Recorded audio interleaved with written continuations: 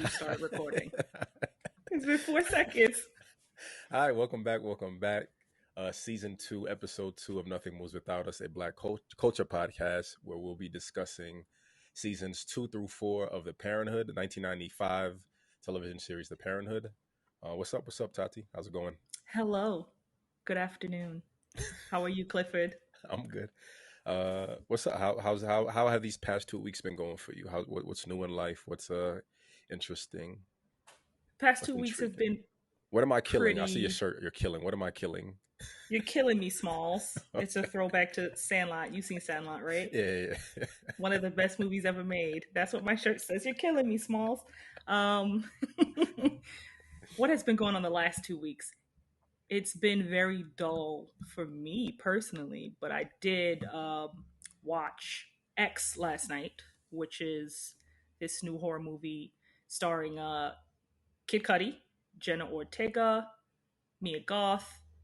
It's not the first thing Kid Cudi has done acting wise, but it was the first thing I've watched him in acting wise, and I thought he was really, really good in it. I want to see him do more horror actually because of that. Cool. Yeah, Eric and I watched it last night. What makes you want him to do more horror? He just had like a really good, cool vibe to him, especially if it's going to be throwbacks to slasher horror. He's Right. just such a chill guy in general, for the most part, when he's not beefing with Kanye West. Right. But he gave a great performance in it. I dug it. Yeah. You saying that he has a chill vibe. I'm wondering if his acting felt good because it's a was it like 70s? Like was it 70s, 80s, maybe 70s, I think. Yes, like I think it's late 70s horror, possibly early 80s because it is a sort of a throwback to, and it gives you a Texas Chainsaw Massacre kind of vibe. Right. So I think that's late 70s, early 80s. So I did get Okay. that vibe. He So fit right into that vibe too. right. So I guess respectfully, I would say this respectfully, it works because there wasn't a lot of required of acting. I feel like back then. I mean, I feel like he did a good role. Mhm. It's themed like they're making a porn film. So he's like the he's the badass. He kind of remind me of like Shaft and Black Dynamite a little Yeah, bit. it He did had the cool definitely. vibe, yeah. He's like the And coolest person in the cast too. I mean, that's it. That's it by default, right? Yeah. Well, yeah. Overall, we liked it. It was a little too gory for me. I'm not into obscene violence. Hmm. I watch it, I look at it, but it doesn't add any additional value to the movie. Um, I kind of like the suspense of imagination, but overall, I think it was a dope movie. A lot of just like careless, like why would you do that? Why are you going here? Don't do that. Don't do this. But that's every movie, right? We'll all critique. Like I said, I talk about on my TikTok. I talk about a lot about being a hater. Like we're all haters essentially. We all watch things and review them, but hating is just adding your 2 cents on how you would make things better. So Yeah. whenever I watch a movie, I just hate on it. Man, you could have done that better. Shouldn't have done that. Shouldn't have done that. But that's just what it is sometimes. Yeah, that's true. Especially with, I feel like, slasher movies in general. It's just, I'm going to make every bad choice possible for the next hour and a half. Right. And I feel like whenever I watch any sort of horror slasher movie, all I'm doing to myself is saying, I would never do that. Right. I would never be in this situation. I'll be like, what would I do if I was there? As I wouldn't even be in that situation. I never would got into a car and drove wherever they went to do whatever they were doing. I would have stayed home. I would have been reading a book, watching That's not TV. true. We drove out to Pennsylvania, right? I feel like that area in Pennsylvania is like a perfect little scene. It had like the little barn in the back, Right. little Right. pond with the otter. We could have one of us could have ended up dead in that pond and been out of food. That's true. But if it got weird, We all would I have been feel out. like we all would have been on the same page. I think it's time for us to go. Right, I right, don't think right. we would have stuck around, especially if there were, two senior citizens being real weird Right. the whole time we were there. I wonder if slasher films only work b- on only work because of human stupidity, like just doing the obvious. Like Yeah. someone, you wake up and you find this old woman in bed with you, she's covered in blood, and all you want to do is do a bump of coke and then clean yourself, right? No one goes to the other rooms to be like, hey, hey, this happened. Someone's missed. Like, I don't want to spoil and give too much away, but Yeah. yeah, I wonder if that's the case because like a lot. Sometimes it just feels like the obvious. Like there's no communication, there's no looking out for each other. It's just like, oh, I'm just gonna do this with this random person and see what happens, and you end Yeah. up dead. Like, nah, like you came together as a crew. It's supposed to be you against everyone else, right? I'm not going out to the woods with a stranger alone. I'm waking everyone up. Like, all right, we coming together. But that's just the overanalyzing in us, right? I don't even think it's honestly, I don't even think it's over analyzing because I feel like now they make a lot more horror movies where it's a little bit smarter, where you can't find yourself saying, like, I wouldn't have done that. You would have. But this Right, one in general, I was just the whole time, why would you do that? Why would you go here? It's so dark. Why isn't anyone turning on a lamp? right. Like walking through the like the space they're staying in the dark, this dark spaces. Nah, like no, Right. no. I'm Not a staying lamp or underneath the flashlight moonlight. in sight. Right. But overall, I think it was good. I kind of like the theme of it. It's Mm-hmm. just about desire and love, right? Like, all of us innately just want to be loved, and we all want to be desired and cared for. So I think the theme of it is like dope and original. It's not something Yeah. I've seen before, which is something I really like. But Yeah. overall, yeah, I think it was dope outside of the everyday common human faults. Yeah. It was it was something, but they I will tell you an interesting fact that I learned after watching the movie. They filmed a prequel to this movie already called Pearl, and I don't know when it's coming out, and that's all I know about it. Cool. Do you know? Oh, yeah, you said you don't know anything. My first question is it about the old couple? Like, I'm just interested, It is about the but you old don't. couple, Okay, so you do specifically know a little about more. the old lady. I didn't want to give too much away. I feel like That's all this good. might be a spoiler. I don't want to spoil it if anyone hasn't seen it yet. But it's called Pearl, and it stars Mia Goth, who is in X. She's the Okay, character. I can't remember her name. Maureen, the one with no I don't eyebrows, remember the name. The one with no eyebrows. or very light eyebrows. I remember the blonde. I'm not good with it. When I watch TV shows, I don't remember people's names Hmm. that well. I remember the blonde woman, Brittany the Snow. right, the main woman, the main lead star, porn actress, and then the girl who was the younger woman who was holding the boom mic. Yeah, Yeah, that's all I give away. yeah. Is it one of those three? Yes, it's the main porn girl, Mia Got it, Goth's got it, character, whose name I cannot remember right now. got it. Yeah. I was thinking that because looking at them, I was part of me wondered if. So this is the spoilers at this point. Part of me wondered if that was her from a different timeline or like her from the future, like looking back at an older version of herself and trying to save her. Like part of me thought that was the plot to the movie also. Um, okay, but that's it. Okay, You hit okay. it on the head, Clifford. So yeah, so we had a good Friday on TikTok. I did a post about the Arsenio Hall show, Hmm. and May 27th, 1994 was the last. Was it? Excuse me. I want to get this right. I believe it was 97. Was the last air date for the Arsenio Hall show. And I was kind of just disappointed. I read the news. I sorry, it's 94, May 27th, 1994. And I remember like going through some articles about it in 2013.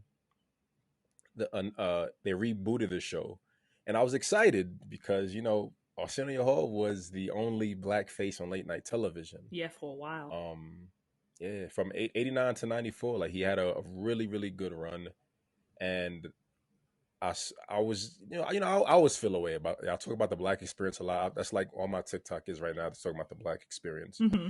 and I was initially upset that 2000 and 2007 is when the reboot came out. Sorry, I have my numbers wrong. I thought it was 2007. 2013 is when the reboot came out. And you think about all the black celebrities, all the black athletes. It was at the peak of like the black experience, but the show only lasted one season. So I did the video, I posted it, and I I learned that they did a reboot like on Netflix's YouTube. Sorry, Netflix has a YouTube channel called Netflix is a Joke, and they rebooted the Arsenio Hall show. And they ended up getting a lot of traction. We got like 80 followers off of it, which is pretty cool. And a lot of people were telling me that the reason the original show aired or was canceled or ended was because he interviewed Farrakhan. I think I knew that. And right, and they were saying that once he interviewed Farrakhan, it was a wrap. So I wanted to do some more research. I did my Googles, and I found an article with him saying that prior to the interview with Farrakhan, he had already given his resignation letter, so it wasn't necessarily an interview with Farrakhan. But then part of me is wondering if it's cap. Like sometimes you want to stay ahead of the news, right? So Right. you always put yourself in a good light. No, I didn't get fired. I follow the rules of Hollywood. I already decided to resign. Yeah. Um, and this he got a lot of backlash from that interview. Like a lot from the New York Times, Jewish journalists saying that he was like pandering to Farrakhan, and it was like one of the worst interviews they've ever seen. Um, and they were saying like 2 months later, Barbara Walters interviewed Farrakhan, but like no one gave her any smoke for that. So just just always thinking about the talk about the experience, and all of that could be true, right? It could be nothing, Right. but I think for me the overall theme is that the paranoia of what the experience always feels like, right? And knowing that it's a reality, right? If you interview the wrong person, they'll get you the fuck out of here. And that'll just be that. Thinking about there hasn't been anyone late night, right? I mean, granted, we have YouTube, we have all the social media platforms where you can go to get any bit of diversity and the content you want. But when you go back to those main 7 channels, right? Hmm. It's channel 2 white guy, channel 4 white guy, channel 7 white guys, just white, white, white. Aren't any women? There's no diversity, no Hispanics. Um, so yeah, so I'm excited about the traction, and I'm hoping it brings more attention to the podcast on TikTok. But yeah, just always thinking about the experience and hoping, and glad that the Pioneers just get another shot, man. Right. Glad that he has the opportunity to get another shot, and just yeah, have his legacy live on. Like I said, it's a nice send off, right? Like It is. having someone in their 60s who's done so much, and just give them like this last presentation. Like here's your last effort at your show. Yeah. Give us a nice send off, and now he get us chill in the back. Right. I mean, they did it for Letterman. Letterman got to come back and gets to interview people on Netflix. I feel like Right, Arsenio Hall should have the same opportunity. I definitely want to now watch both of those interviews to see if there is any difference. Not that I think right, they were like, no, Barbara Walters' interview was better. That's why there was no backlash. But I just want to see for myself, what all the hubbub is about. But I definitely know why. It's because Farrakhan has always been someone that's rubbed people the wrong way when they hear him right. speak. So I want to check that out and see what that's about. Did you watch the Arsenio Hall show at all growing up? When I was a kid, not really. I think I was too young.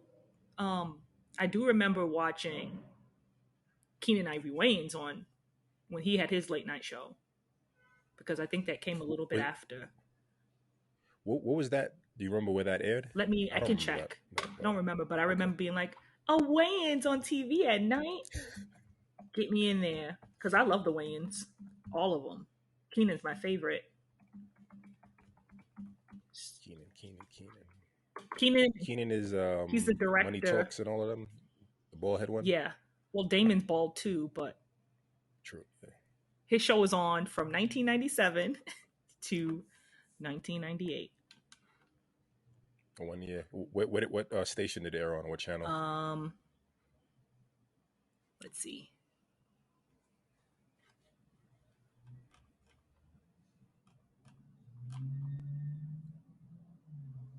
Oh, it was only 14 episodes long. Okay. Don't Why does it not say?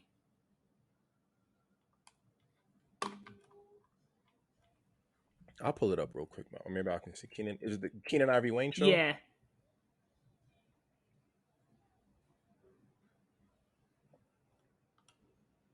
Buena Vista Television. I don't. Yeah. it doesn't say. I don't, It doesn't say. that's weird, It right? is weird. But he's the director of the bunch. He did Don't Be a Menace to South Central while drinking your juice in the hood. He did the Scary Movie. He Right, did right, Scary right. Movie 2. I can't remember if he directed I'm Gonna Get You Sucker, but I know he was in I'm Gonna Get You Sucker. But he's always been my favorite Wayans.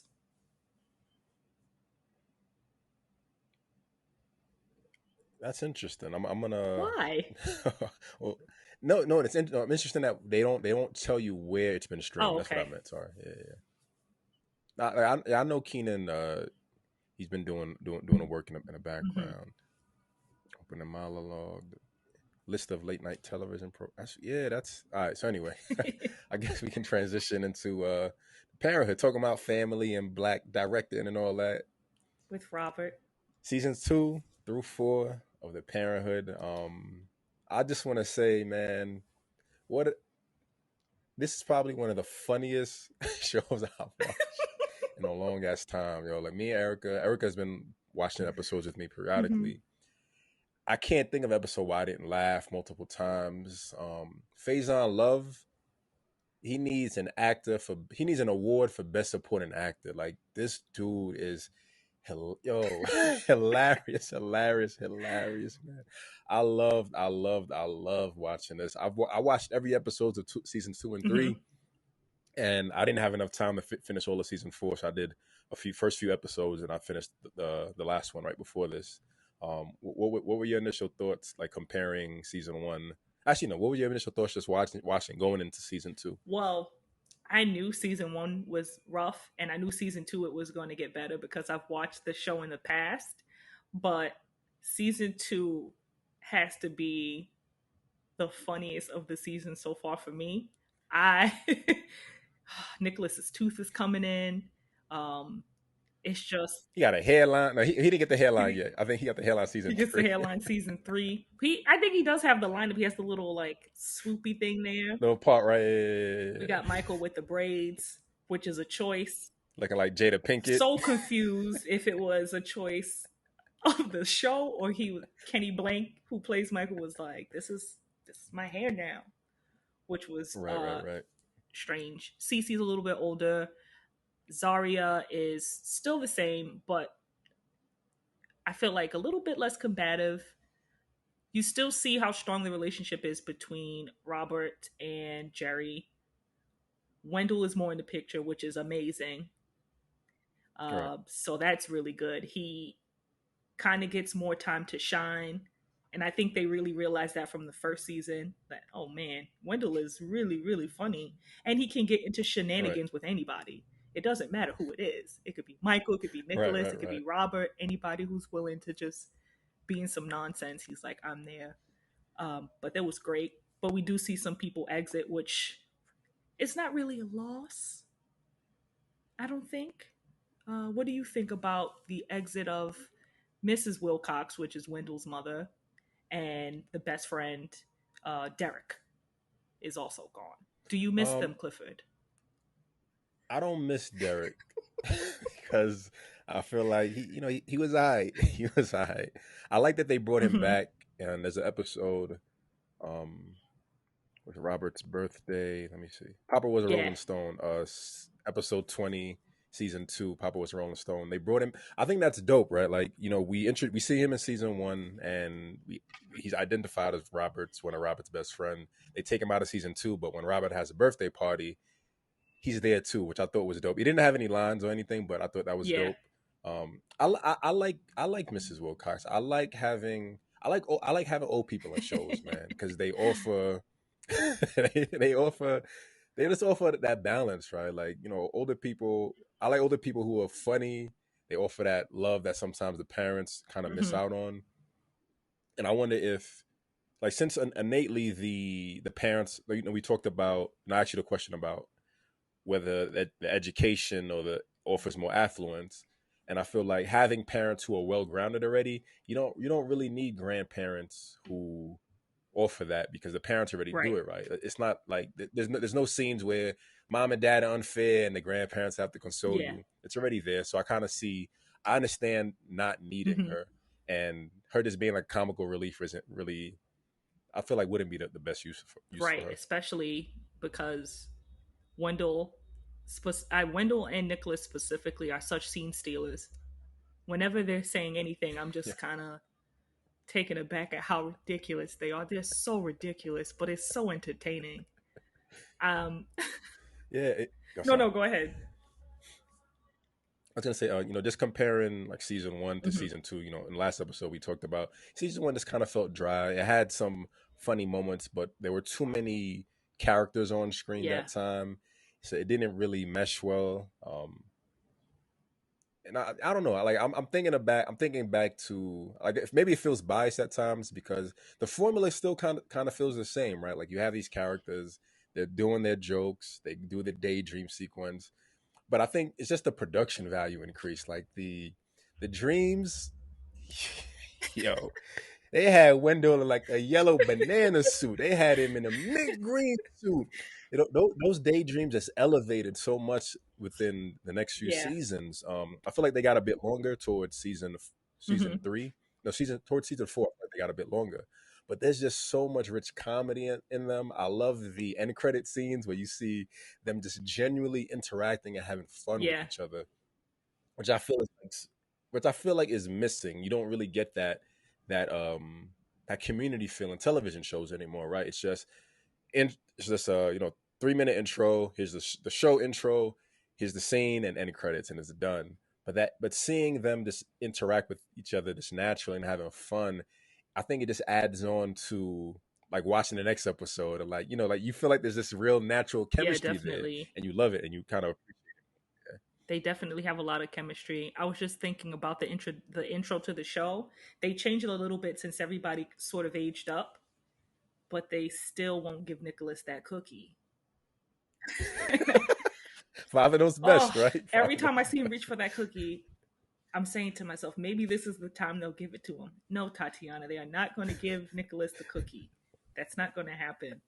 Um, That would be a dope intro for like the last yeah, episode. Like Nicholas they're finally gets like, the take it, cookie. it's all yours. That would be amazing. But yeah, the intro is a little bit different than it was because of the age. Um, I feel you sort of see more willingness for the kids to work together to get what they want from the parents, which is also good. But overall, yeah, like season two, three, so much more enjoyable than that first season. And with just to talk about what you said about the dream sequences where he's daydreaming, he's more when he comes out of the dream sequences now, he's more vocal about it. So now people are Right. so it's now that realizing he's having these daydreams. So we're like, oh, and they're like, Dad, are you okay? And he's like, yeah, sorry. We're just having an insane daydream right now. I, I was watching there's an episode. I don't remember the episode, but it's how many episodes did you get to watch? Do you I remember? think I watched about 8 or 9 episodes of the second season. Per season or just No, total? Okay. per season, pretty much. No, I think I watched more of the second season because I just couldn't get over how funny it was. But maybe like 11 or 12, and then for the other 3 and 4, less. But yeah, maybe like 11 or 12 for the second season. Like there's a dream sequence where they're doing Thug Institute, and like they just dress like Wu Tang Clan from the '90s. Um, and like part of what I enjoyed watching this is like you said that you remember you were able to kind of digest season one because you remember it Yeah. changes differently. Like I don't have any recollection of it Hmm. being different. For me, it was just kind of one fluid thing. But every episode I watched, I remember seeing it as a kid. Like nothing was like wholly new Yeah. to me. Um, And there's a sequence where they're doing the Thug Institute. And I remember this joke from a kid when they were trying to give people directions to the Thug Institute. And Wendell said, he's like, across the street, across the street, across the street. No, he's like, no, he said, next to the burn down building, next to the burn down building, next to the burn down building, across the street, across the street, across the street, another burn down building. And yeah, I just started crying. It's I don't know I don't know what happened to his career, man. I really want to know what happened to his career. I know that's a bit of a Hmm. segue, but there's just so much. This is foolish, right? There's foolishness, there's tomfoolery. There's a scene where like Cece is like Oprah, she's Yeah. doing the talk show. One of the episodes was like Cece has this new friend, and it's like a Jerry Springer Oh show. And my. the boyfriend, the boyfriend and Cece's friends start dating, and then they do like the Jerry Springer type thing, and he has on like fake Yeah. curls and everything. Yo, and she just takes it off. It's just so much artistry. There's so much artistry, so much production value added to these Yeah. daydreams, man. And they really elevate the Yeah. show It was experience to me. that was one of the episodes that really stuck out to me too, because when I was watching it, it was like Robert is daydreaming about Cece being on a Jerry Springer like show and fighting over a little boy, and they're 5 years old. And when she pulled off the wig, if you watch the kids closely, they can't even get over how funny it is. Because they break it, the security Right. guards are breaking them up, and what the little girl that she was beefing with the whole time is just like, this is ridiculous. But she can't even wrap her head around it. It's really funny.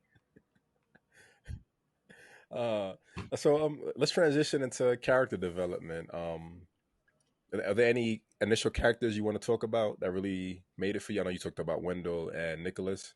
Or are there any like major new themes you realize in characters through seasons 2 and 4? Yes, I realized, especially I think towards the when not even towards the end of something, when they start season 4 of the show, that Michael's not there anymore, and you start to realize that Michael was kind of the glue for that family as far as keeping it very very funny. Um, I missed him. I missed That's him. interesting. I didn't That's think I was wow. gonna Really? miss him, right? Because Michael's characters can sometimes be a little bit pompous, but his character really gave the show something, I guess, kind of steady. Because I feel, I don't know, he doesn't change much from seasons 2 and 3, and then like the abrupt, he's gone. The whole time I'm waiting for Michael to come down the stairs. They family matters to him, you Right. know? It's not right. Right. It's not right at all. That's But interesting. That's yeah. It's interesting that you Yeah. missed him. I started disliking Michael the more I Really? watched the show. Yeah, I think he's a herb. I don't respect his character, man. Like there's an episode where Zaria's dating what's Shakim, and she goes to like a club, and she actually she was going to a party, and she's wearing like a very promiscuous Scantily dress or clad. whatever, and and Shakim doesn't want her to go out dressed like that. And she's, Zara's independent woman, like, no, you can't tell me what to wear. So she goes to the party. Michael's performing on stage. This dude trying to kick it to Zaria. And at some point, the dude gets grabby and hands on, and Zaria's in the back. Dude's pressed on her. And she's like, no, like, get off me. Everyone looks around. Michael's on stage. He looks, he comes down the stage. He doesn't do anything. What happened? What did he do? What's like that's your sister. Like, look out for her. Like that got me tight. Like, as soon as I saw that, I got tight, and I was like, nah, I he's a herb. He I gotta get get he gotta that. get I out. get it He gotta because get out. he is a little bit herbish, but you have to also think about who his parents are. They literally the entire show I know. always like, hey, y'all can't fight, no fighting, none of that fighting stuff. So he's Right. definitely also just a really little guy. So what could he possibly do except get beat up? Like he couldn't even do it in her honor. He would just get beat up.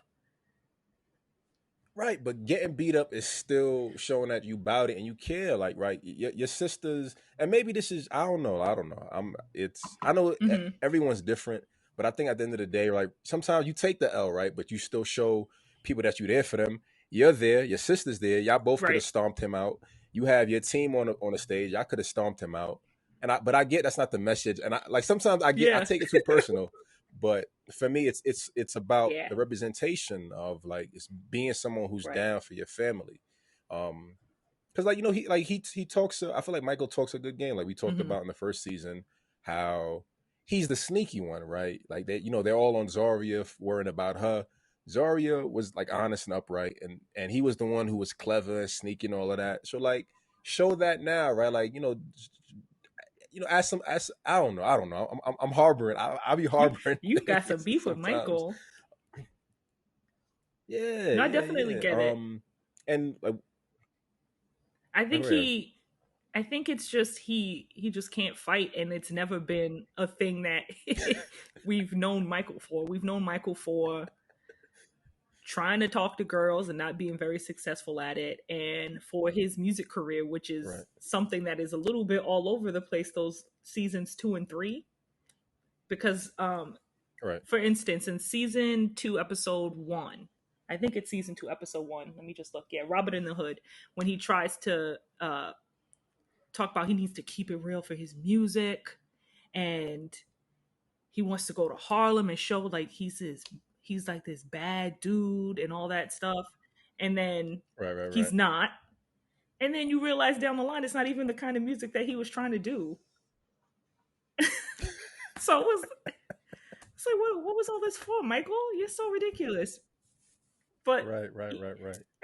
And but like, even then he right, wasn't right, even trying to fight. He was the kid that came uptown with his hair in a braided bowl cut. Like, what was going to happen from that? Nothing. so I like that you brought up you for you Michael felt like Yeah. the glue of the family, and I didn't see that. I felt like so in season 4 they introduced a new character, TK played by Tyrone Hmm. Dorzell Burton, and I viewed it as TK bringing this TK bringing like the other side of the black experience that the show was Hmm. lacking and missing. So it adds this additional danger and vibe. Like you see Zarya being jealous of him because she maybe for her she thought Michael would be gone and she'd be queen around the house.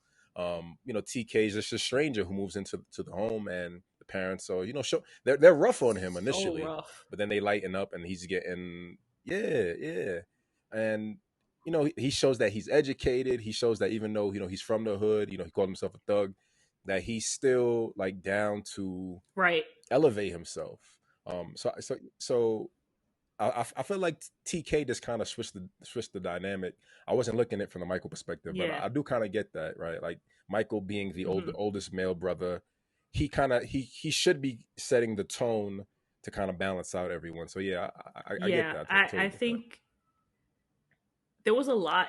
I always enjoyed the show, but there was a lot of things I didn't like, especially coming from Robert Peterson when it comes to respectability politics. He was taking it too far, in my opinion. In the what is it? The first couple of episodes of the season. I'm trying to think which one was it? Not Robert in the Hood. There's an episode where he goes to speak to Wendell's class about um, just being Right. professional and Well, yeah, welcome back, Robert.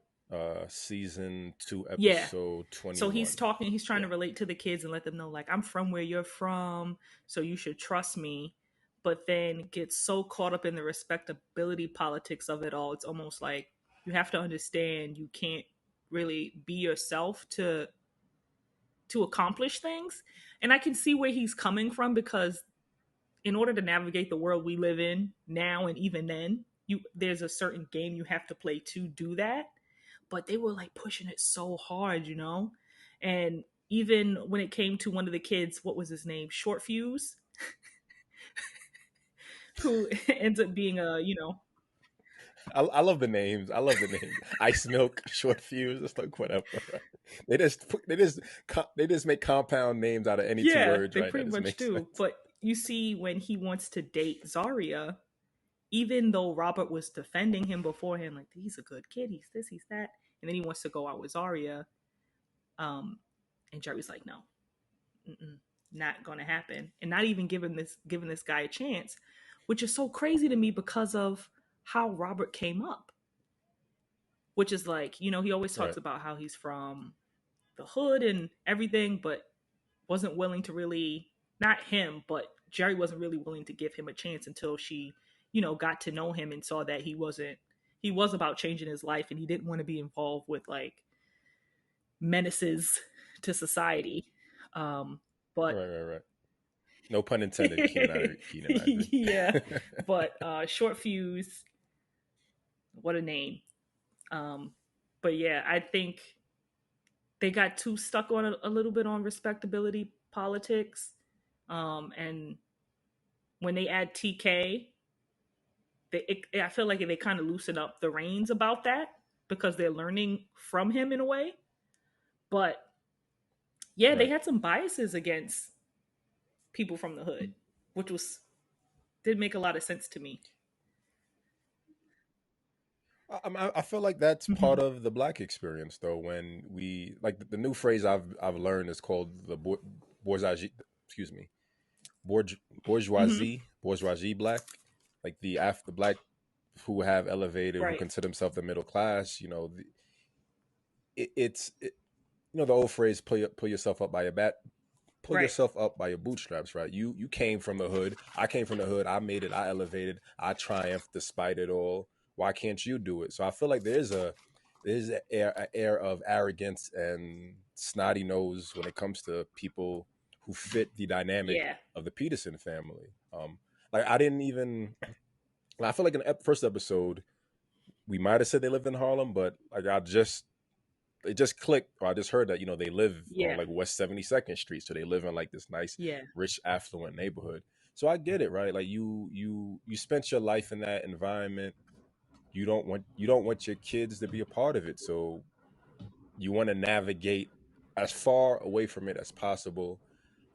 And like, I really like what you said about TK, like Mm-hmm. teaching them and educating them, right? Like you did it. You have this concrete family, but there's still a real world out there that your Right. children might have to deal with, and it's the reality of what the black Yeah. experience still is for other people. They also use So yeah, the same back alley every time they go up to Harlem. right, right. You gotta Yeah. gotta I gotta was save on a like, is budget, this the right? same alley from the first episode? And it's like, yeah, it is. Um, but yeah, you're right. It definitely does sort of speak to, you know, people don't want to stay in the hood. They want to move out of it.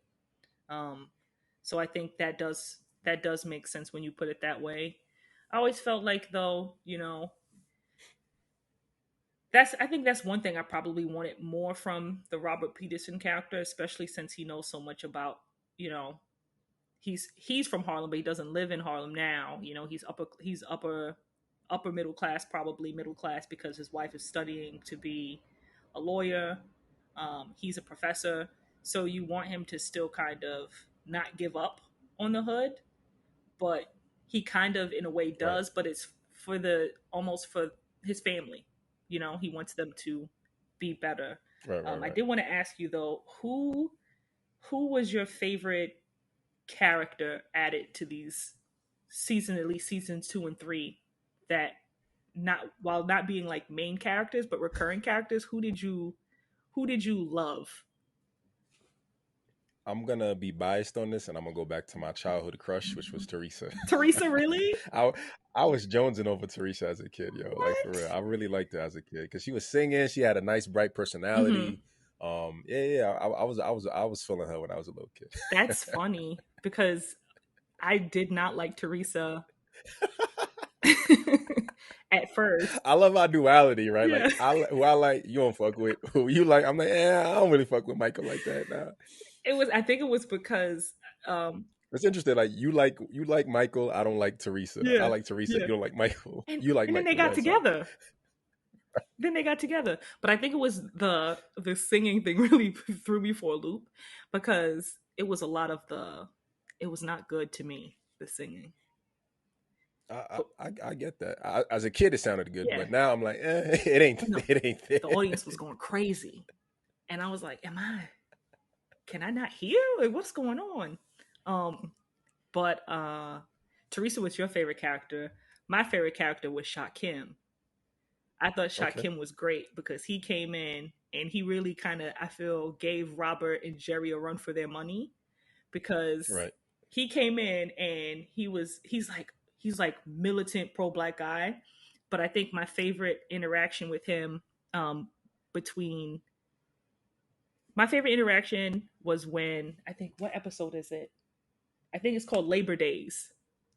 I don't know if you watch. You probably watched that episode when he gets Cece and Nicholas to go on strike, and he's trying to get them to. I don't think I saw that. He's Nah. trying to get Nicholas and Cece to unionize because they want a raise. They want more.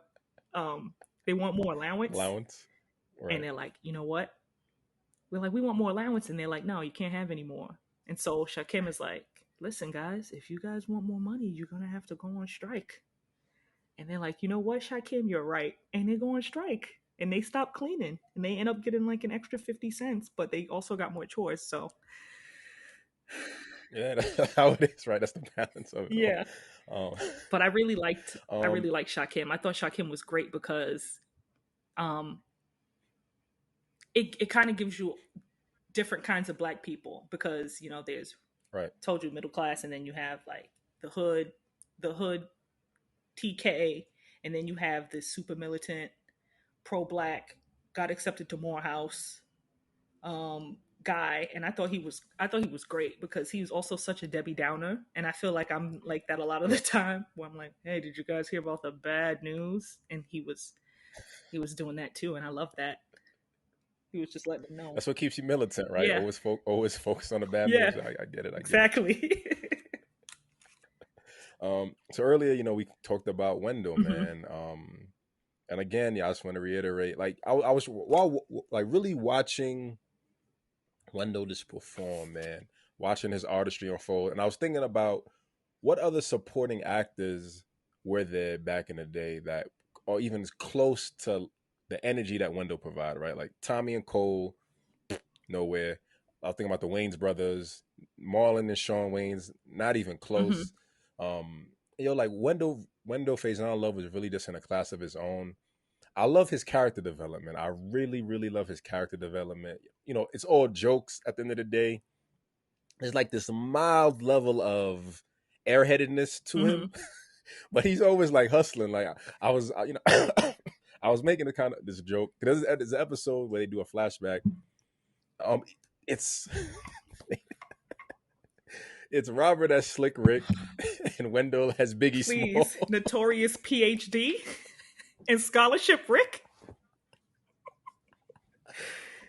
Yo, and I think when I started doing like a Jamaican voice, and I was, respectfully, I'm Uh-huh. Haitian, so I'm not trying to play Jamaican people, but I was thinking about all the jobs Wendell has. I'm like, yo, I wonder if Wendell's like based off of a Jamaican character, because this dude has mad jobs. The way they say Jamaicans I always mean, have he could mad be. jobs. He could be. He does. He's always scheming. He's always scheming. Um, I'm trying to think of one of his schemes. I'm glad they're giving him um, more screen time. Where you're like, if you read the Right, synopsis of the episode, it'll say Wendell does this, and I was like, that's cool because I want to see him get into more trouble, more shenanigans, and he really just does not disappoint. Because at one point, what does he do? He almost marries a clown that he met at a birthday party, and then there's the episode he does with where him and Nicholas are trying to find out if Robert and Jerry are getting a divorce. And he doesn't even ask any questions. He just overhears and just is like, oh, like doesn't do any sort of investigating and come back's like, yeah, man, they're getting divorced. I'm sorry you got to hear it like this. And Nicholas is just beside himself about it. But Wendell is just, I feel like he should have got a spinoff was just right, Wendell. It's right, called right. Wendell and Shenanigans because he was really Wendell and he was keeping shenanigans. them in trouble, man. He was keeping all of them in some Yeah. sort of trouble. The only downside to Wendell's character is he's just looking for love, man, and like part of that those are the scenes. You know, I value that. I know they stay consistent with the Mm-hmm. comedy, but you see throughout the series, Wendell's just in all these relationships. There's an episode, I believe it's season 3, where Wendell allegedly like has a son, Yeah. and you know he just wants to be a family man. He just wants to settle down. He just wants to find love, and it's like, don't we all, Wendell? Like, don't we all just want to? Yeah. And you think about this, how fun and um, think about how fun of a life like you'd have with someone like Wendell. And I'm thinking about the episode where he has the alleged son. Let me see if I can pull that up real quick. I just watched that episode too. Like I watched that one I think it today. was, yeah, I watched it earlier this morning too, and like he pulls the son into the room, and he's like telling him that, you know, he wants to tell him that he's not his Mm-hmm. father, and the boy is like, "It's okay, Wendell. I know you're not my dad." He's like, you're too nice of a guy to have left me and my mom. And I'm like, damn, Yeah. like that's heavy and that's Yeah. beautiful. So I'm hoping in season 5 Wendell finds some type of love. Nicholas, how'd you feel about Nicholas? Don't make eyes. I see you I see your spoiler alert eyes. um, Nicholas, what can I say about Nicholas that I haven't said already? Nicholas is the joy of my life. You know, in season 2, he has the one big tooth. Season 3, he's got the two big teeth in the front.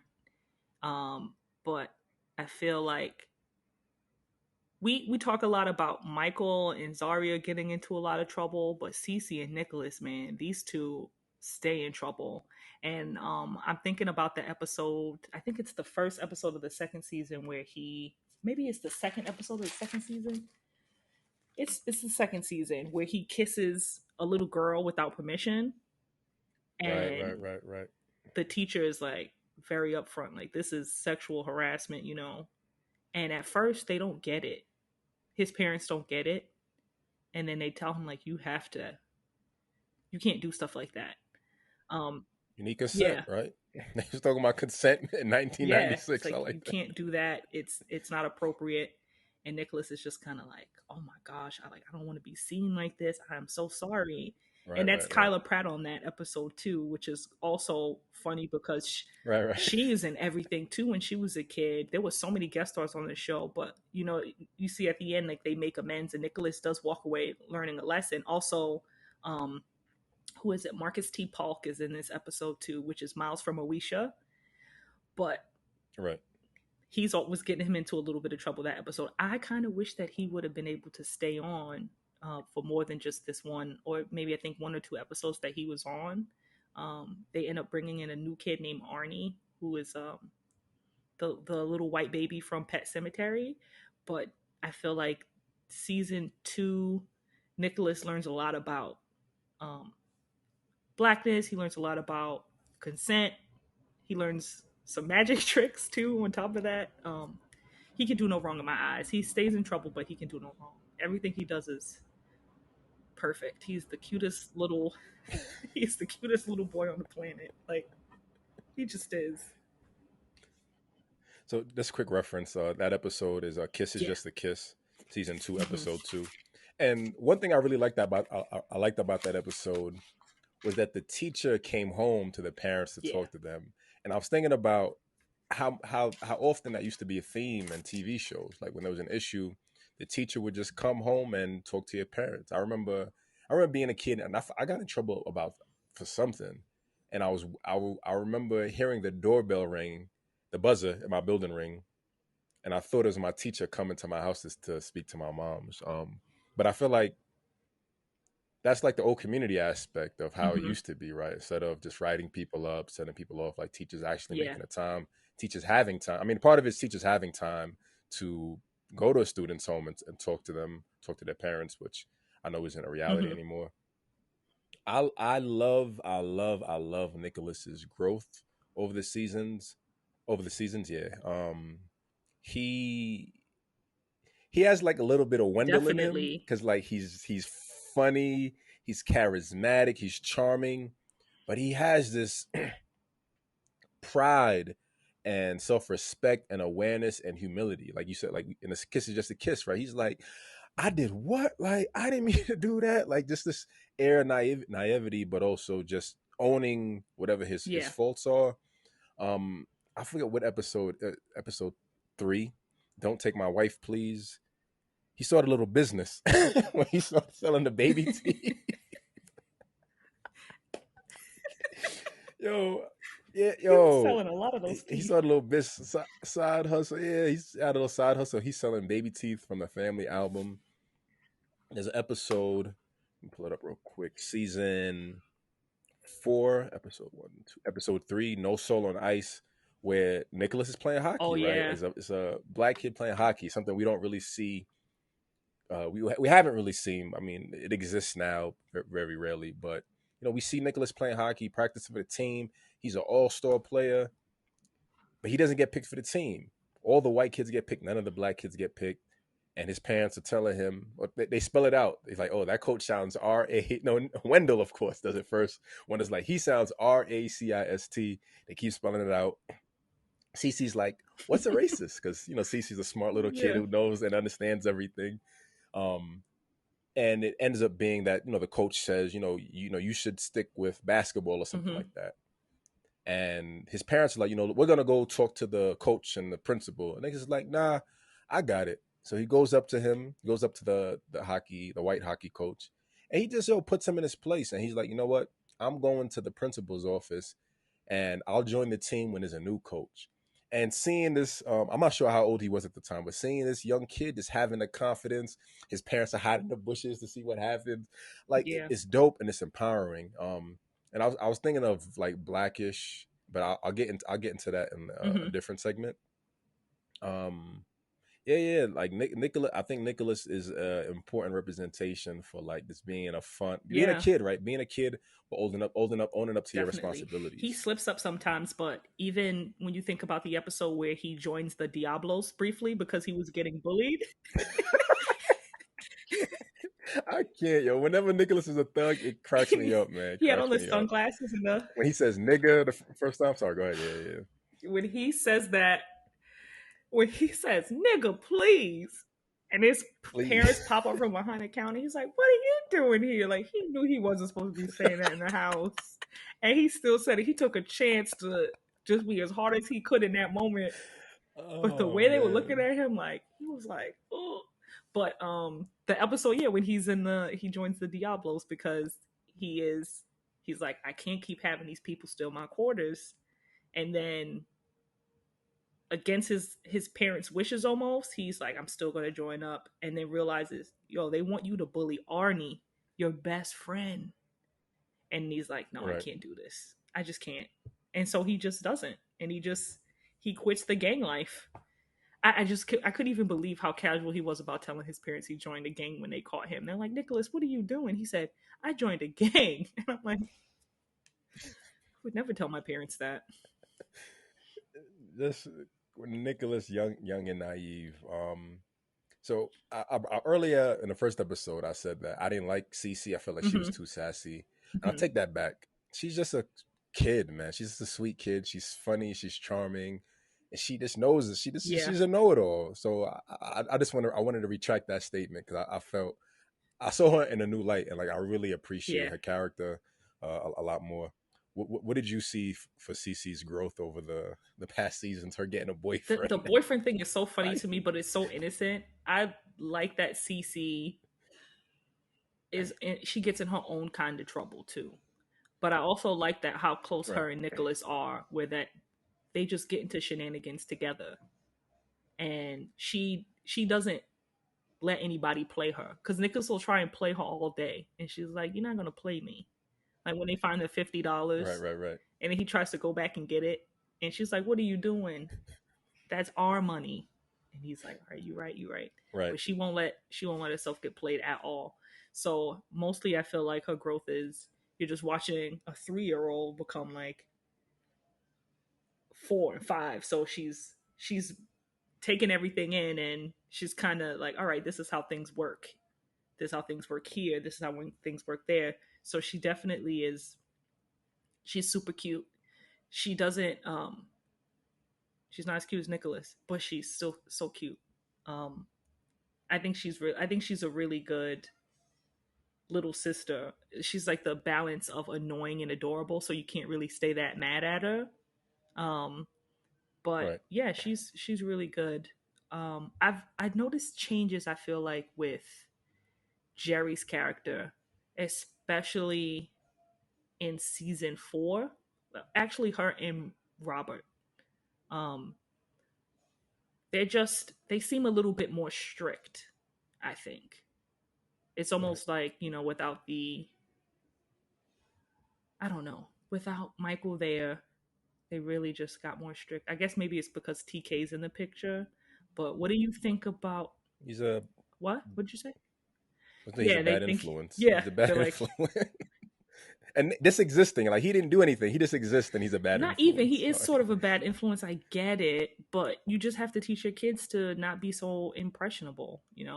Um, Right. but they definitely get more strict. Um, what do you think about What were Jerry? we gonna ask? What do you think about Jerry and Robert? Do you think they're the same as they were in like season 2 versus season 4, season 3 versus season 4?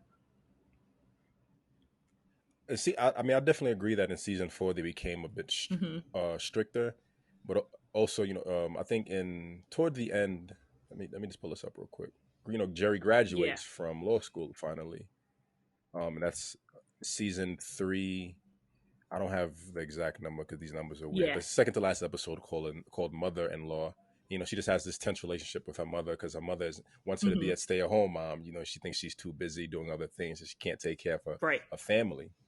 Um, so on one end, like I feel like we see more. I saw in a few episodes I watched in season 4, there was a bit more conflict and tension between Jerry and Robert. And I was going back to our conversation about, I called Robert a herb, and he's kind of like the modern Mm-hmm. day man pushover. But you gave a different perspective. Um, there's more. It's harder. I think they argue Yeah. a bit more this season, right? First with TK, Robert wants to lock TK up and have the police go after him. And Jerry's like, no, like, give him a chance. Let's be fair. They're in a courtroom, and Jerry ends up being, TK. It's just so that she'll take in TK and be his guardian. There's a scene where Robert, it's an episode where they think TK and Zaria think Mm-hmm. Robert is cheating on Jerry.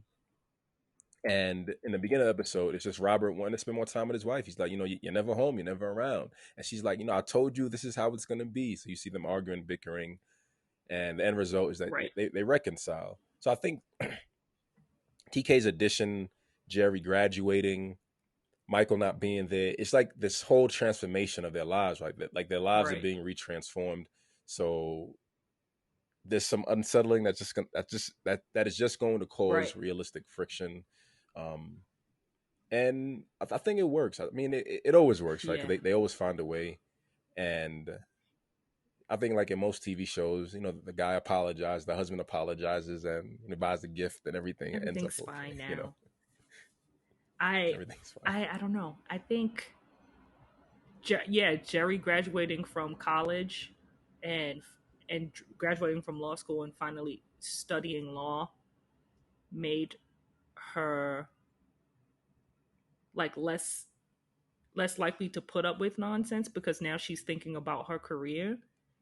Um, but I also think that I don't know, they're not as lovey dovey in season 4 as they were in like season 2 and 3 and season 1 even. But I think that's because there's more of a focus on what the kids are up to.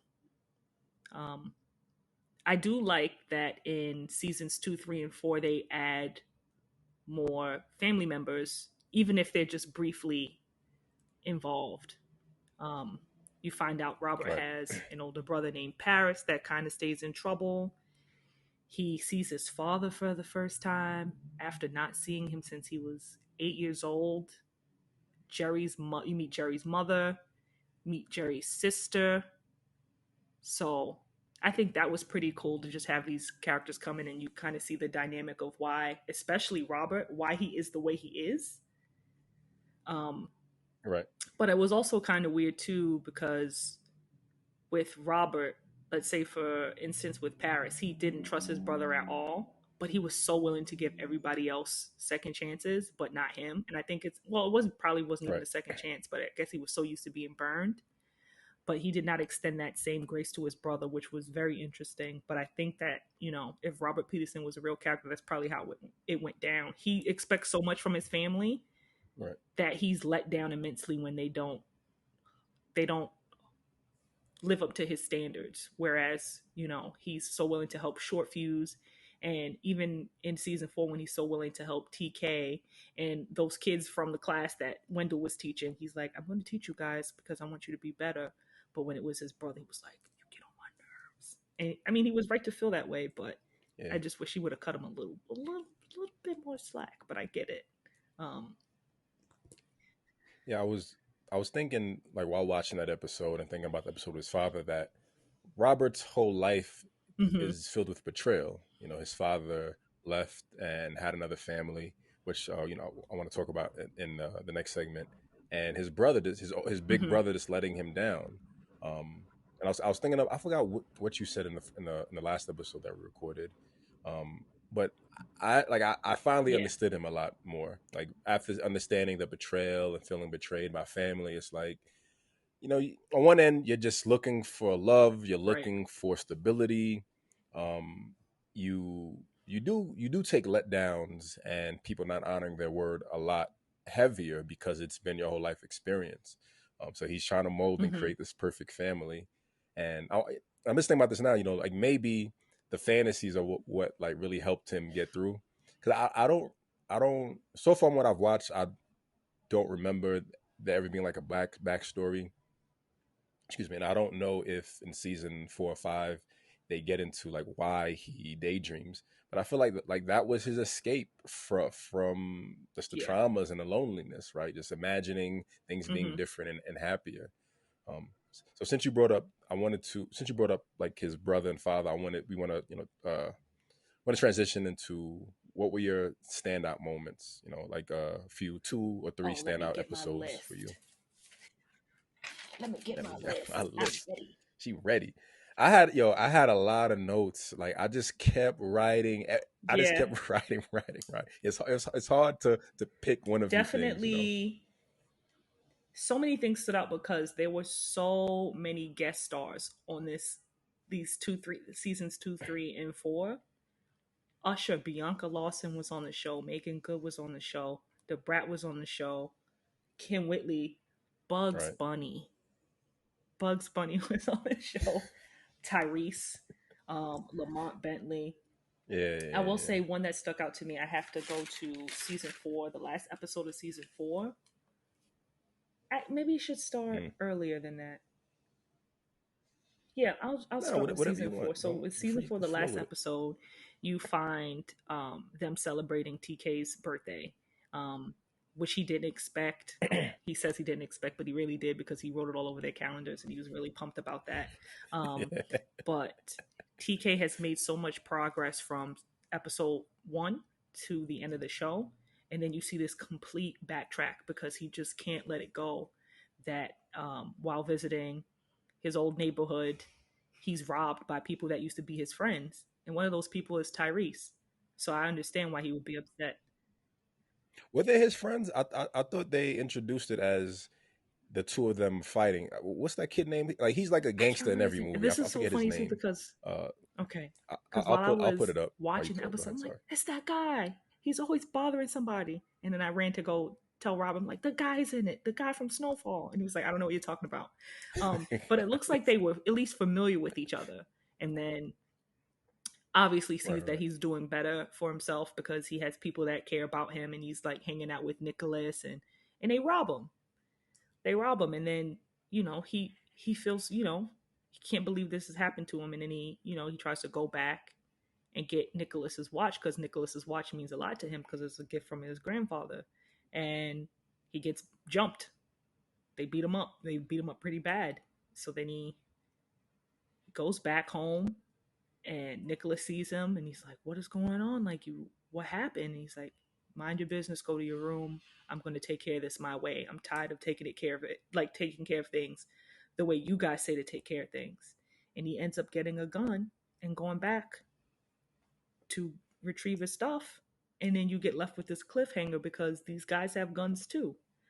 And I feel like that was one of the Right. things with this show that I really like. No matter how much progress each character makes, there's a moment where they sort of kind of fall back into their old ways and get a chance for redemption. Now I can't remember everything that happens in season 5 because we haven't watched it quite yet, but I'm hoping that there's some sort of redemption for TK because he did make a lot of progress, um, as far as, you know, staying in school, not skipping school, staying on this like path.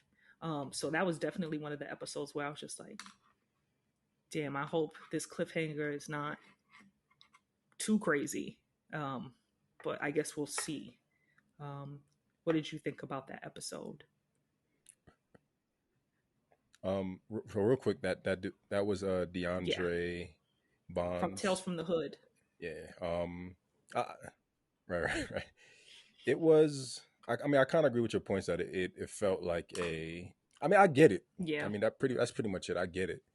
You know, growing up, although Robert grew up in the hood, he didn't. It his story doesn't seem like he was in need the way TK grew up in need. TK said that that used to be his lifestyle, robbing people. Like he gets it. He right, knows that's just what it is sometimes. Um, it's on one level it's sad, right? Because too many times it feels like that's just the experience with growth, right? Like you grow as an individual, go back to the block to visit whoever, and then you see people from the right, past and they haven't moved on. They still on whatever yeah, they've been on that energy, and it's, do you swallow your pride in an instant, which he did, right? He swallowed his pride. um he said, he gave up his jacket. They yeah, herd him down to his sneakers. yeah, That's a reality, right? And you said they yeah, took Nicholas's grandfather's watch, and you just have to swallow that pride, and sometimes you hold that L. But sometimes, like, like I feel for TK.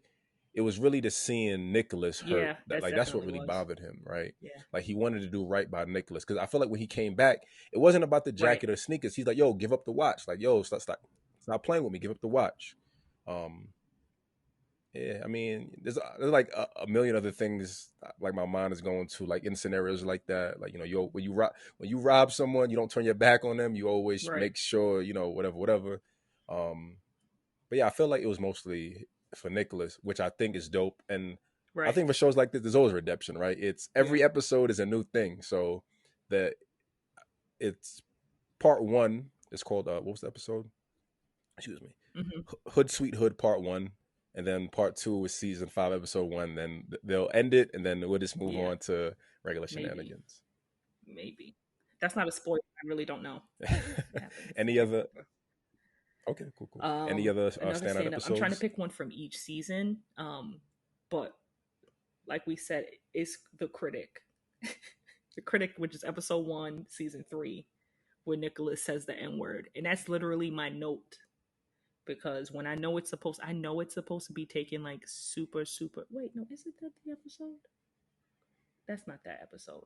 I'm gonna say the critic, but we'll leave out the Nicholas says the N word part.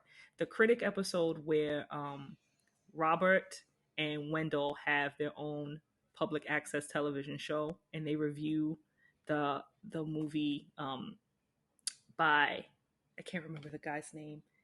He has like it's like Amir. I took notes. Hold on one second. No problem. Yes, Brothers in the Brothers in the Balcony. Balcony. Yeah, I love that, man. It's Brothers like in a the Siskel and Balcony. Ebert. It's Brothers in the Balcony. I The love two that, little man. Muppets from the Muppet Show that sit in the balcony and heckle everybody.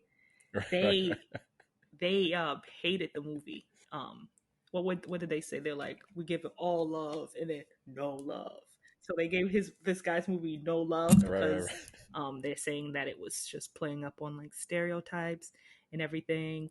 And then when the director of the film catches wind of it, he pretty much makes Robert go viral, which is so funny in that day and age because it's just like he's gone Right. viral. So Yeah, Just he's viral newspapers in the and television, newspaper. right? It's like Right. word of mouth viral, And right? I'm trying to think too. I'm just sorry, I'm just reading my notes really quick. And that's also the introduction of Shakim too. And they call him Right. Kunta at one point, which was so funny. I like he immediately rubbed Robert and Jerry the wrong way as soon as they met him. But Peter, like Robert calling him Kunta, I was like, that's so disrespectful. But anyway, Was that when they did the Kunta, the Roots daydream sequence too? I feel. no, no. Okay. They were calling him Kunta because he was like being very like you can't everyone's allowed to have their opinion. He's being just very pro black. But when they actually bring him onto the show to talk about the movie and they tried to spin it like Robert was this sellout. And Robert's like, I'm not a sellout. Like, I know where I'm from. You're not even from where I'm from. Right. Right. You're Right. the one Right. fronting. And he calls them out for it. Like, Yeah. you're Yeah. not even, one of us in that sense. Not like one of us, like, as in black people, because Robert Peterson doesn't run like that. But it was more like, you're not from our hood. Like, you grew up, you went to private school, you went to a private college. Your real name is not even the name that you've been giving us. Like, you're just playing a game. And this is not a game. And then he kind of like garners a lot of respect from everybody for sticking it to it, even from Shakim. And I thought that was really one of the episodes that stood out for me because, you know, Robert Peterson is not a perpetrator. He's never been a perpetrator. He's always been real about where he came from and who he is now. So getting to see him call someone out for doing something that he's been accused of Right. is really cool because it just shows you like you don't have to pretend, you know, to seem more black. You could just be black and just do whatever because, black people aren't a monolith. And I think a lot of times people forget that. They just assume, because of the way you talk or the way what you like to listen to or how you carry yourself, you're less black or you're more black. And it's silly. It's silly. And I'm glad that he got to just sit there and like tell people there's no one way to be black. And I know I spoke about how there was like a big theme, especially with the second and third season, where there's a lot about respectability politics and everything. Robert Peterson has an opinion. Even Robert Townsend, I would say, has an opinion about blackness, and he doesn't just because he has one way of thinking doesn't mean he looks at other people's way of thinking and think it's not worth hearing them out because Right. he has Shaheem come on the show, who was a member of Wu-Tang Clan. He uses the N-word. I'm sure he says nigga all the time. Right. Right. But Robert Townsend doesn't do that. So he gives different perspectives. And I feel like that's so refreshing to see so many different perspectives that black people can have without it being, a monolith. Right. You And just having there's so them many different assortments. right. And having them coexist in the same space. Exactly. Everyone understands each other, and what is it? It's a so love, right? All love. All love, all love. Yeah.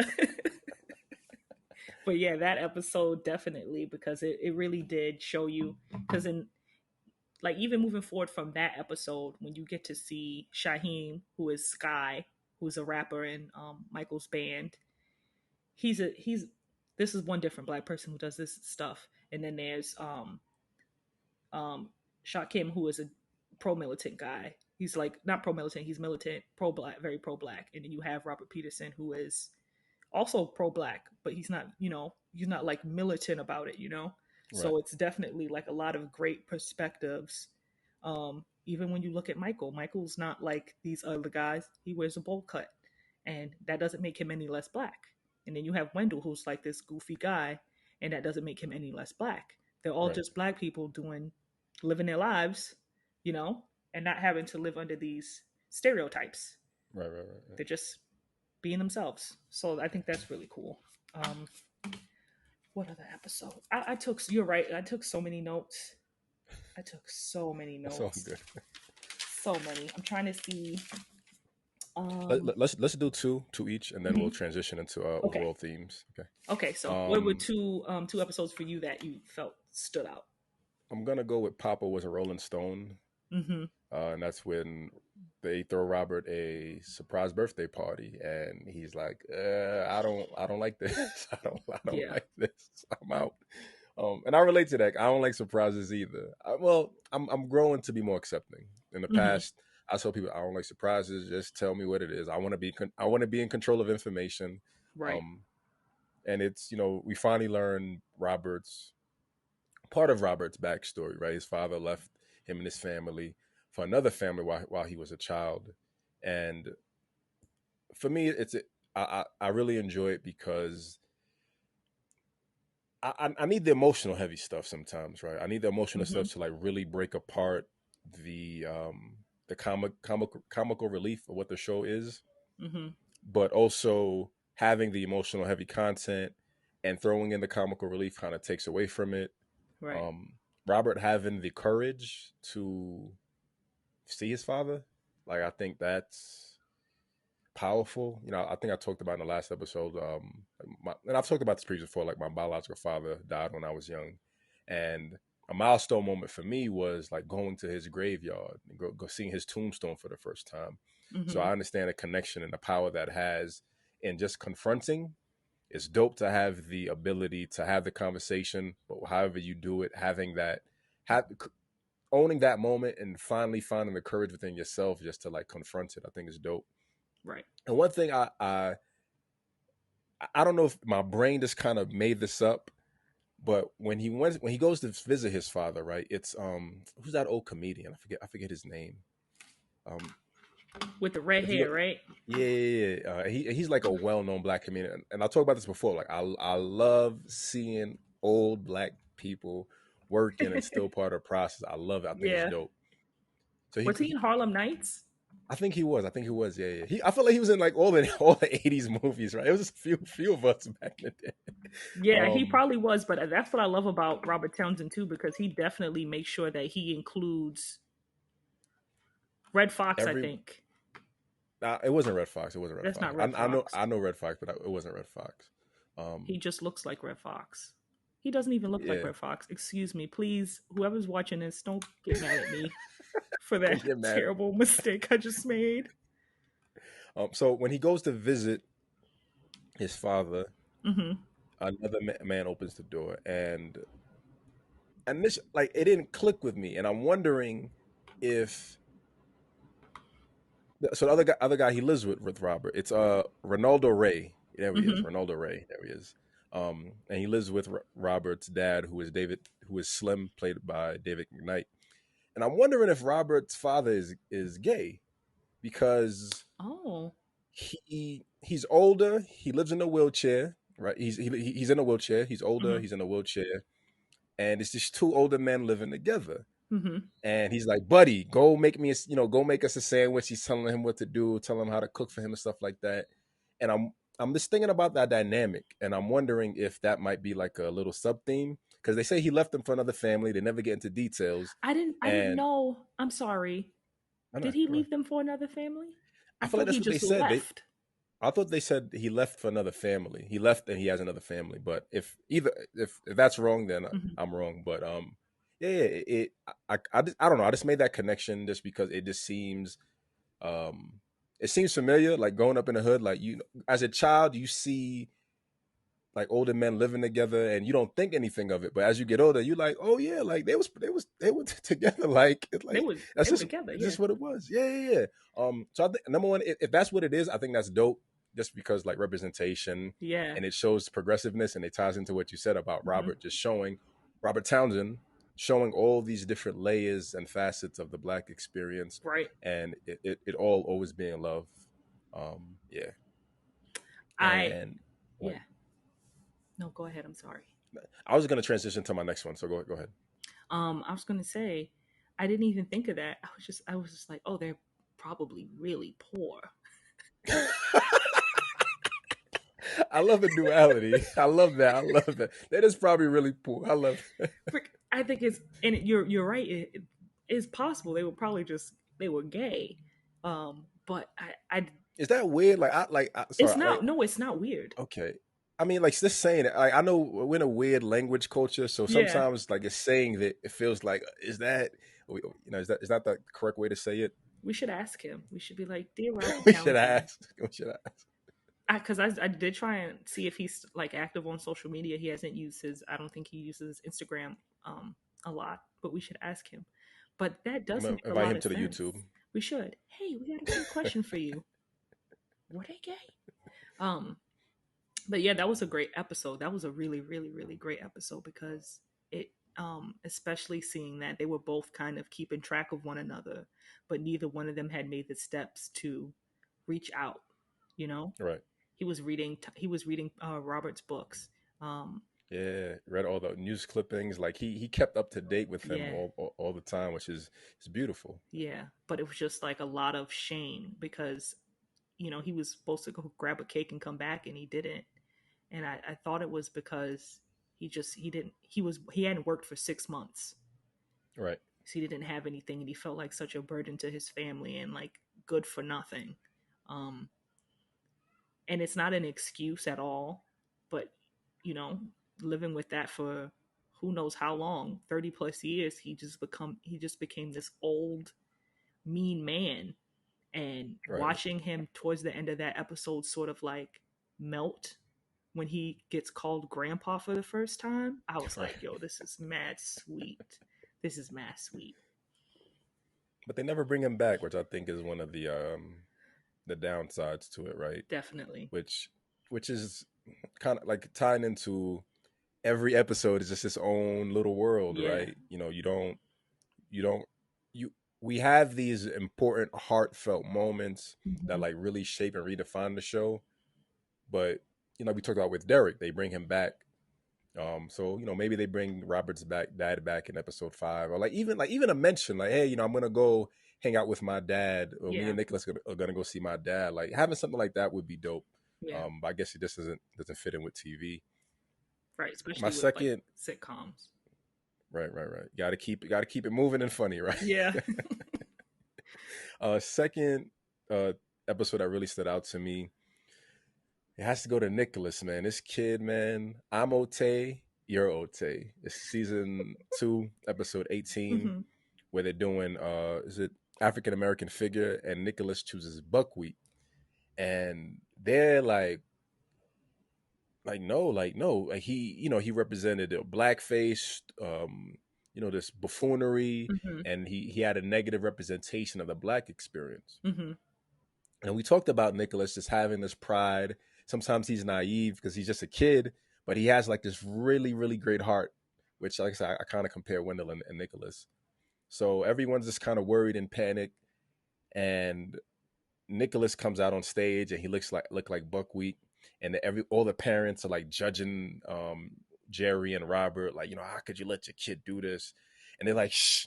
Now son's on stage, right? And you see that love, like no matter what your child does, the child is never wrong. That's a good quote I've learned. The child is never wrong. Right.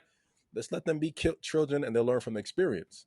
So Nicholas comes out, he does the dance, he does all of that, and then he removes the fourth wall. He removes the fourth wall, and he says, my name is what was Buckwheat's real name? I don't know. Let me see.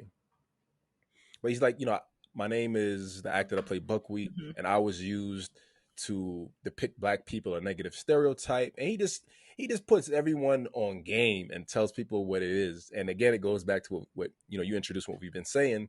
Robert Townsend always offers the balance, right? This existed, yeah, the buffoonery and all that. People were just trying to get by. I'm just trying to make it in Hollywood. I'm trying to feed my family. You do that to an extent, right? But the other side of it is we don't know what these people were dealing with internally to like really just go out there and do the buffoonery. Right. But also it's just offering that educational aspect of this is what it was in the past, this is what it means now, and here's our responsibility. And Nicholas showed that his responsibility was to represent the actor, but also offer the education lesson. And I think that's something that should always just be reoccurring in all type of representation. Definitely. Like you just gotta let your kids make their own mistakes. Right. Not that even Nicholas was making a mistake, but they didn't even get a chance. They didn't see the whole presentation. So he got up on that stage and they thought, oh no, maybe we're going to be embarrassed. And that's not at all what happened. Instead, they walked away learning something, because Right. Nicholas is not, he's silly, he gets into trouble, but these kids at the end of the day end up being like very smart kids all around. Like they make their own Right. decisions, and sometimes they need leading, but they learn. The actor was Billy Buckwheat Thomas, William Billy Thomas Jr. Yeah. So what were some themes that stuck out to you in the show? Like one or two like major themes that just felt reoccurring or important to you. I think a lot about the reoccurring theme is how important camaraderie is within the siblings, especially the dynamic between Zarya and Michael, and then Cece and Nicholas.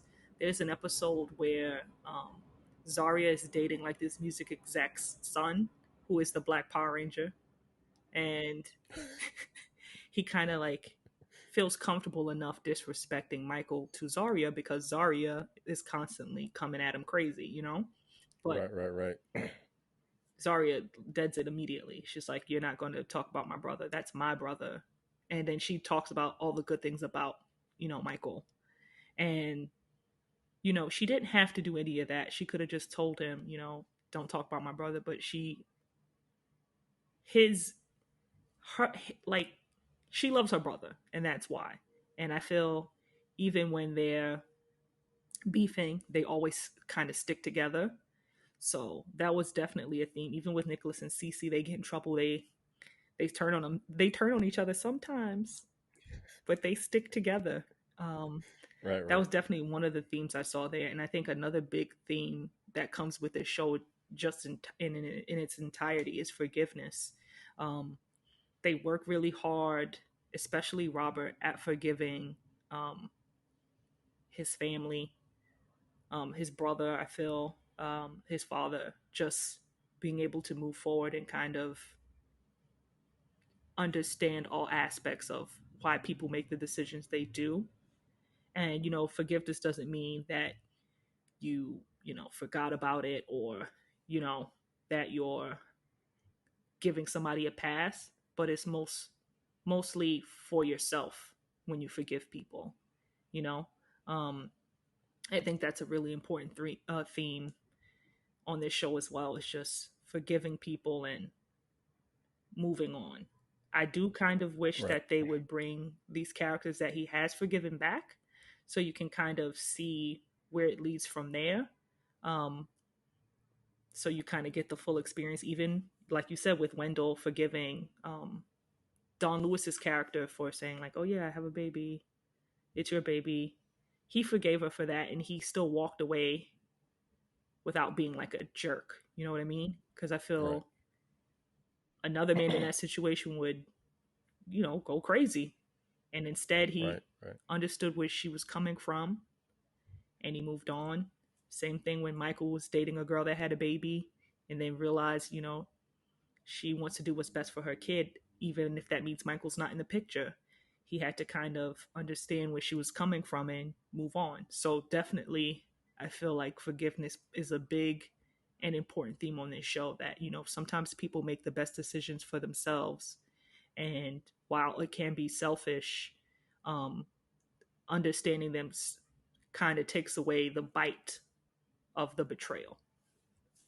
I love Yeah. that. I love that. I love that. Yeah. I'm gonna think about that a bit more too. Forgiveness. Um, I I'm gonna use the word Hmm. representation, and I'm only using that word because we kind of you brought it up, and I'm really kind of holding an idea. And earlier I talked about I was comparing the kids in Parenthood to the kids in Hmm. Blackish, and I feel like initially we were doing like a Cosby Show comparison, but I feel like it's totally different, and I feel like this might kind of actually I'll do this last because I feel like it kind of ties in with cultural significance and modern Okay. themes. The first theme I'm thinking about is in having individual relationships with people and family. There's the episode where um, Nicholas is trying to learn a dance, and he's doing it with it's a don't make no, that's not it. There's an episode where Nicholas and Jerry are working together, and Nicholas has to do like a presentation in Right. school, and Jerry reveals that she used to dance for Alvin Ailey, and she was gonna go on tour with them, but she chose no. She chose. I was like, "What is that sound?" But I know. You can hear it. It's picking up. Yeah, it's just funny. I don't care. It's just funny to me. It's out of my um, control. I know. I know. Like I said, it's just funny. I don't care. Oh, before you continue, I just She wanted to tell you the name of the episode. It is I go Never ahead. Danced for My Mother. Cool. I never did. That's season 2. 1, 2, 3, 4, 5, 6, 7, 8, episode 20. I never danced Yeah. for my mother. Nicholas decides to show off his dance moves, and he starts working with Jerry. And you see Nicholas and Jerry just bonding over dancing. Like I said, Jerry was a dance for Alvin Ailey, and she almost went on tour, but she decided to settle down and start a family. And just watching them, this although Jerry's like really pushing Nicholas because now she's reliving her past Mm-hmm. experience, and some of her own ego is kind of being a bit imposed into the situation. And Nicholas, wants to make her happy, doesn't want to disappoint her, and just seeing their relationship. And I feel like we talked about this in the first episode. Everyone has individual relationships, and they work, and they're all happy, they're all Mm-hmm. funny, they have their tumultuous moments, but it's always a fun ending experience. And Nicholas and Jerry like finally have a heart to heart. Like you said, you talked about like forgiveness, and part of forgiveness is just Right. communicating, right? They communicated, and she kind of eased up, and she saw that she was over imposing a bit, and I think Michael kind of helped her realize that also. And Nicholas can't get the spin down, and he's frustrated. And then at the talent show, she's like wondering, like, is he gonna do the spin? And he does it, and it's and it's Yeah. dope, and it's important, I think, especially in large families. I come from a type small family. It's really just me, my mom's, my sister, and we've grown and stuff like that. But it's important for parents and kids and siblings just to have their own individual relationships with Right. each other, because I think it reinforces just like the need for support Mm-hmm. at all times, right? Like I know what's going on in Michael's life because me and him talk. So like I know if he needs, I'm more willing to support him. I'm always going to be there for Right. him. And I guess maybe the communication aspect is part of important part of it too.